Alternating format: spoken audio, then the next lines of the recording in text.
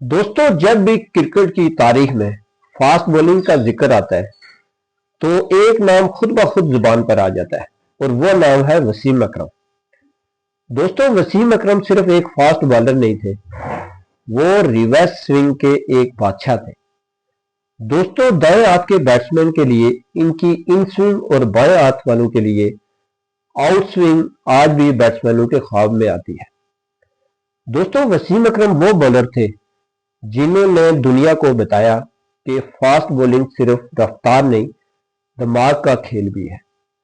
दोस्तों, 414 टेस्ट विकेटें और 500 से जायद वनडे विकेटें ये एदाद व शुमार नहीं है, बल्कि ये एक दौर की कहानी है।